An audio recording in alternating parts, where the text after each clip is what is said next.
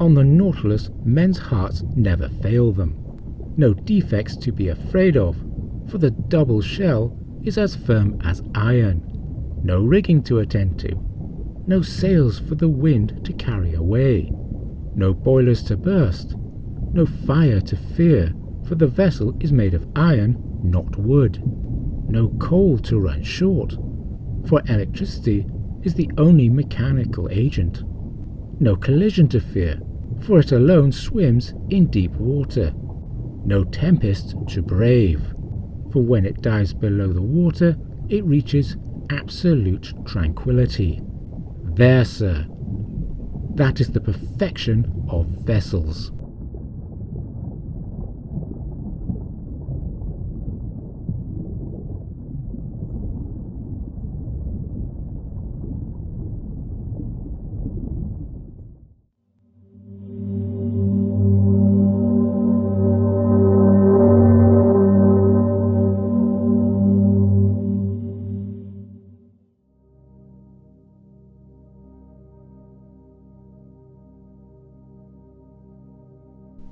In a previous video, we looked at the exterior of the Nautilus and the problem of translation.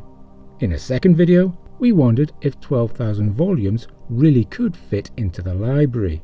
In this video, we will explore an interpretation of the internal arrangement of the fictional submarine. And if you like this video, press the like button, share the video, and subscribe to this channel. If you dislike this video, check out my other videos, as there may be something on my channel more to your taste, and subscribe to my channel anyway.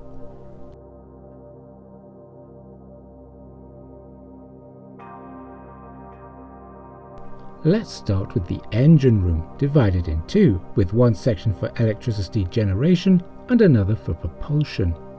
The Nautilus is said to be electrically powered, using sodium-mercury batteries to power an electromagnet-based engine capable of producing 120 revolutions per second, and that is not a typo. Both elements are from the sea, and the sodium produces a particular odour in the engine room.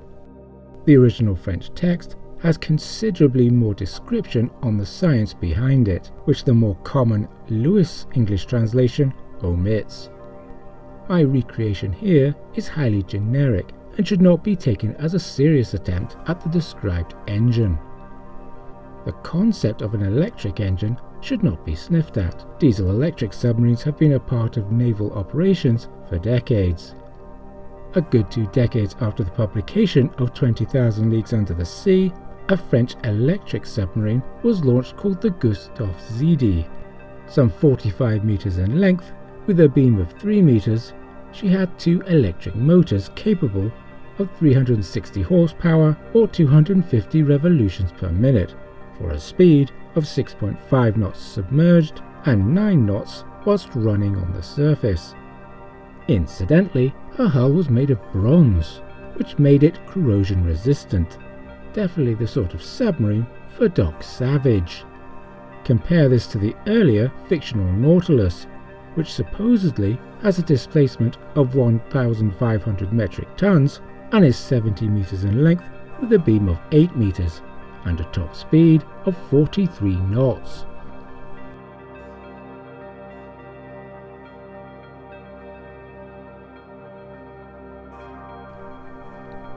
We pass through a watertight bulkhead and find a passage. Anonax and his companions are initially taken to a holding cell. The professor is later escorted to the dining room. I found myself in a kind of passage lighted by electricity, similar to the waist of a ship. After we had proceeded a dozen yards, a second door opened before me. I then entered a dining room, decorated and furnished in severe taste. Such a distance would put the cell here. Moving aft, there is a cabin 2 meters in length, and the galley 3 meters, located between storerooms, with a water distillation system. There is a bathroom, and then the crew's quarters, which is a space of 5 meters. But as there is a passage similar to the waist of a ship, which we can suppose runs down the middle, then there must be rooms on both sides. These are the crew's quarters. which in comparison to Nemo's quarters seems squeezed, cribbed and confined. There is space on the upper deck which might be used as extra crew compartments. Meanwhile, under the main deck there would have to be space for fresh water tanks, ballast tanks and even a degree of space for cargo. Further forward, we come to the central staircase leading up to the platform and the upper passage to the wheelhouse, la cage de pilote as Verne calls it. Presumably, the airlock is located around here, although the description is a little vague.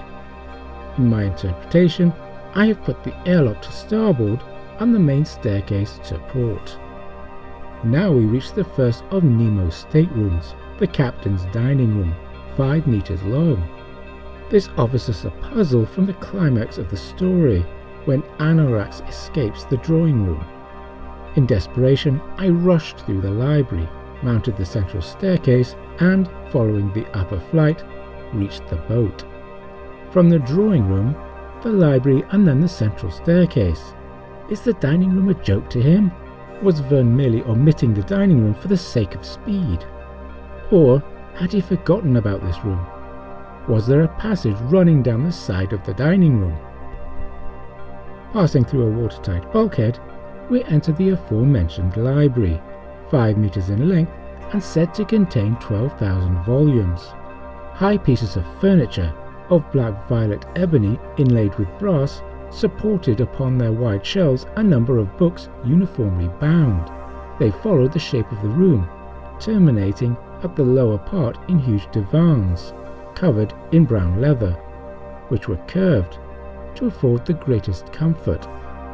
Here there is another watertight bulkhead, and then we are in the drawing room, which is arguably the largest compartment aboard at 10 meters by 6 meters by 5 meters. On the subject of the drawing room, a luminous ceiling shed a soft clear light over all the marvels accumulated in this museum, for it was in fact a museum in which an intelligent and prodigal hand had gathered all the treasures of nature and art with the artistic confusion which distinguishes a painter's studio.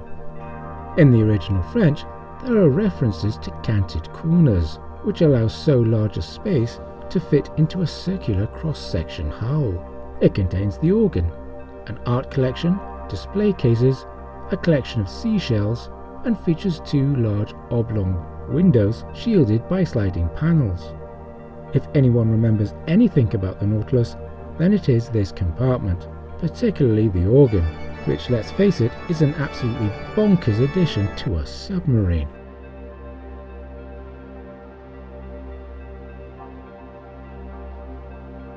A quick look at Captain Nemo's art collection now, and we see Leonardo da Vinci and Raphael are represented, although disappointingly no Donatello or Michelangelo. There are a couple of Flemish landscapes by Teniers, although whether this was the same Teniers who had the key and the secret is not specified.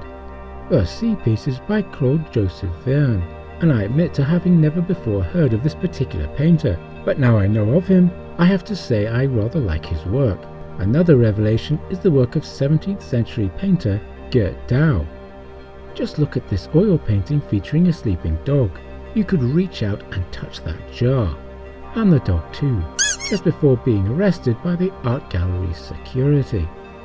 It is remarkable that a submarine should have such luxuries, although the Soviet Typhoons reportedly had their own swimming baths. David A. Mindell suggests that the American ironclad USS Monitor may have had an influence on Verne's vision of the Nautilus, particularly the internal lighting and the comfortable interior decor.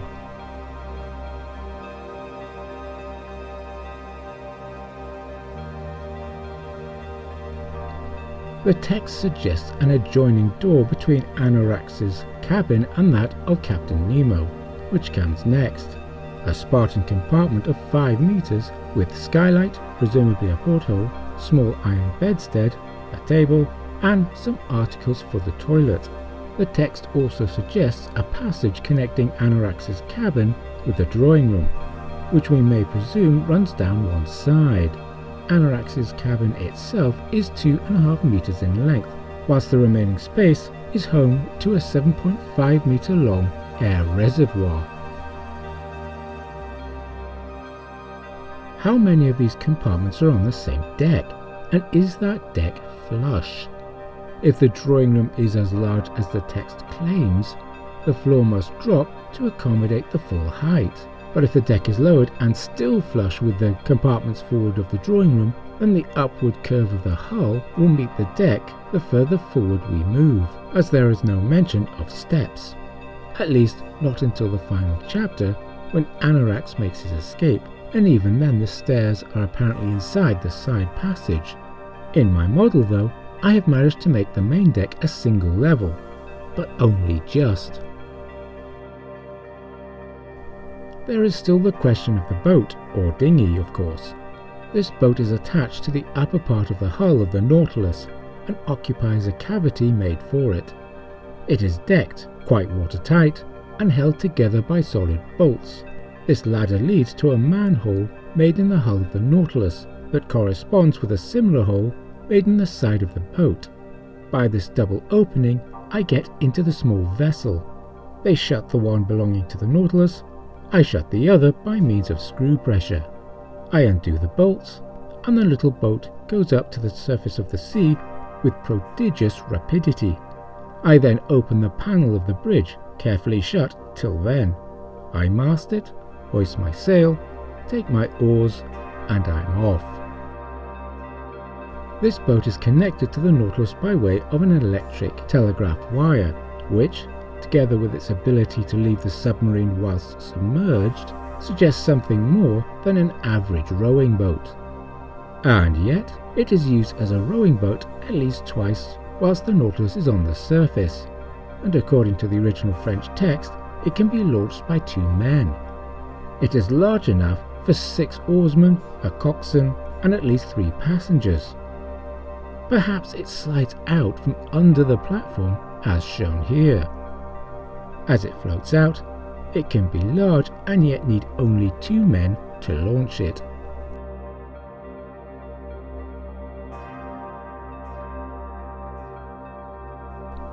The wheelhouse is described as being 6 feet square, or 2 meters, which really would not have left much space for a pilot, a wheel, a ladder and hatchway, and any other crew. That, though, is not the most important question facing the wheelhouse. Both the wheelhouse and the lantern must be able to retract into the hull when the Nautilus makes her attack. For the wheelhouse, this has 2 drawbacks. First, once retracted, the helmsman would not be able to see what is in front of the Nautilus. And second, how might the retraction affect the tiller ropes? In answer to the first objection, if the Nautilus is about to attack, then she would already be lined up for that attack, like a traditional U-boat torpedo attack, so a momentary blindness caused by the lowering of the wheelhouse would not necessarily be a problem. In answer to the second objection, there might be a mechanism for tightening up the tiller rope when the wheelhouse drops. Any electrical wiring might be kept loose to allow for slacking off when the wheelhouse is retracted. A similar mechanism must exist for the hydroplanes. But is there space amidships? I have put them here, with retraction space above the dining room compartment. The railings, of course, would simply sink into the upper platform.